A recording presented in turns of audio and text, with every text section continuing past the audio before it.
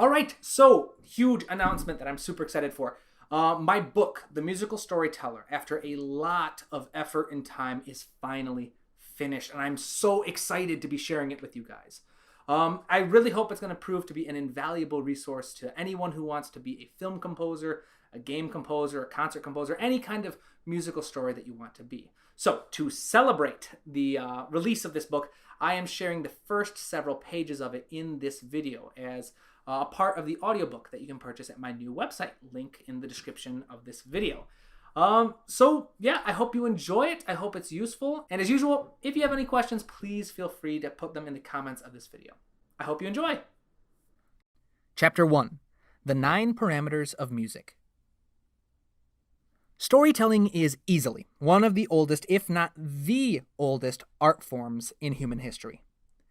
It predates writing, and it certainly predates Western music. Sharing stories is part of being human, and every person alive feels some level of compulsion to either listen to or tell stories. It's why we're driven to movie theaters, to good books, or even to small businesses that sell that one product that we really just want to support. Almost every other art form imaginable can trace its history and development back to the very human need to share a story. And this is certainly true for music. Music is one of the most beautiful and abstract forms of storytelling. It can surpass the barriers of language and time to portray tales of love, loss, and epic battle. A composer is not just a writer of musical notes.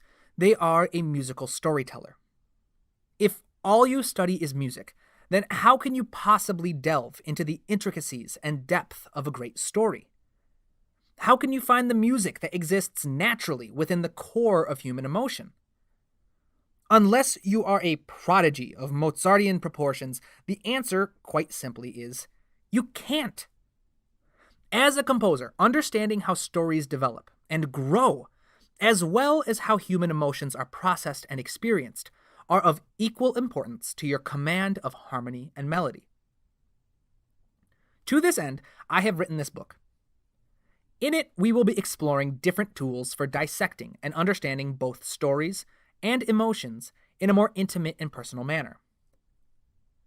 Our goal is that together, we can learn to not just write music for stories, but learn how music can grow organically from the very core of a story itself. In order to do this, we first need to establish a common language for us to use when describing music. In this book, I will approach music as consisting of 9 different parameters: tempo, rhythm, pitch, articulation, harmony, timbre, register, dynamics, and texture. Now, these 9 parameters are not all-encompassing, but they're pretty darn close. They are the most fundamental components of music that can be used for storytelling. Now, I did not invent these parameters. They are not something to be invented in the first place. They are simply aspects of music that have been recognized and observed by musicians for centuries. In this book, we will briefly cover each parameter and learn how it can not only impact the general feel and meaning of your music, but how it can be used as a very powerful tool for storytelling. As a disclaimer, this book is not a textbook for musical theory. Explaining the intricacies of functional harmony and counterpoint go well beyond the scope of this book. So, when discussing each parameter, I will spend only whatever time I think is most necessary to describe its contribution to story crafting. Some parameters, like harmony, are already widely discussed for their ability to portray emotions and stories. So I won't spend as much time on these parameters as I will on the ones that don't get nearly as much love and affection as they deserve for their storytelling prowess. Once I have finished explaining the 9 parameters approach, we will venture together to learn more about how we can understand story worlds, characters, and emotions. It is my sincere hope that by the end of this book, you can walk away having come to a better understanding of this incredible craft and with a newly sparked passion for musical storytelling. So with that, let's get started. Number 1, tempo. Tempo is somewhat lamely defined in the dictionary as the speed at which a passage of music is or should be played at. Now, I suppose this definition is technically true, but it misses out on just so much more. Tempo is the most basic level at which the energy of a piece of music can be manipulated. It is the measure of how the music moves through time, and at its very core, tempo is the key to understanding how music grows and develops within a story. As human beings, we are born with an intrinsic and fundamental understanding of how tempo and energy are related to each other. For example, think of your heart rate and your breathing pattern. What happens to them when you're sitting down and relaxing? They remain, hopefully, slow and steady. However, what happens when you try to sprint for any period of time or lift something heavy off of the ground? They both increase, and, I might add, typically, at a rate that is directly related to how much energy or effort you put into the movement. The same thing happens with our emotions. Anytime we get angry, excited, or feel gutted or disappointed, our heart rates and our breathing patterns will always react in at least some kind of fashion. Understanding this relationship between energy and tempo is at the very core of understanding how tempo and story are also intrinsically and irrevocably connected. As a story unfolds, it will, inevitably, contain its own natural tempo at which things develop and take place. As a musical storyteller, it is then up to you to understand how the tempo of your music should be selected and even develop to either mimic or defy the tempo set by the story. The latter option is often used to incredible effect to reveal the subtle complexities contained within a given story. Now, when considering tempo as a parameter for your musical story, it is very important to understand what impacts it. A common misunderstanding is to believe that beats per minute is the same thing as tempo. But make no mistake, it is not. Tempo contains two foundations: beat and pulse. Beat can be considered to be the mathematical expression of a tempo, while the pulse is more closely identified as the feel or the interpretation of the tempo. Many times they are one and the same, but not always. Simple meters like 4/4 and 2/4 exist with both the pulse and beat in agreement, while compound meters like 12/8 and 6/8 exist in disagreement. In the compound meters, the pulse is typically counted in threes. Every 3 beats equals 1 pulse. Most musicians aren't going to count 12/8 time as 1, 2, 3, 4, 5, 6, 7, 8, 9, 10, 11, 12, 1, 2, 3, 4, 5, 6, 7, 8, 9, 10, 11, 12. Instead, they're going to count it as 1 and a, 2 and a, 3 and a, 4 and a, 1 and a, 2 and a, 3 and a, 4 and a.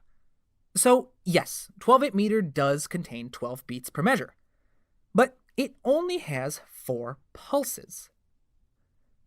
This difference between pulse and beat becomes incredibly important when telling a story, because it opens the door to an entirely new level of nuance and ingenuity. You see, if a pulse can be considered as the manner in which the beat is interpreted, then that means the door can be opened to many different types of interpretations at the same time.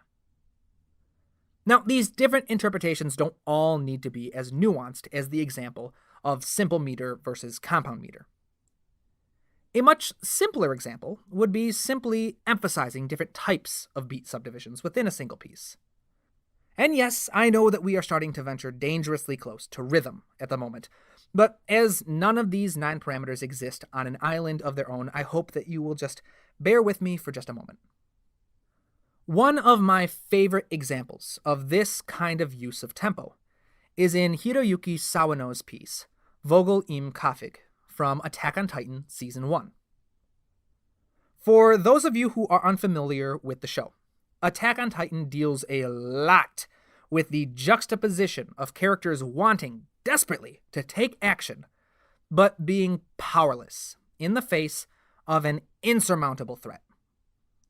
Without giving away any spoilers, many characters spend their entire lives training and struggling in the vain hope that they can keep humanity from being hunted to extinction by the Titans. Many of these characters then die unceremoniously, having contributed absolutely nothing to their goals or to humanity.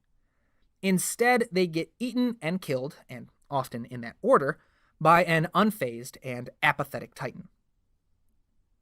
The melody of Vogel im Kaffig is very slow-moving, and even hymn-like at moments.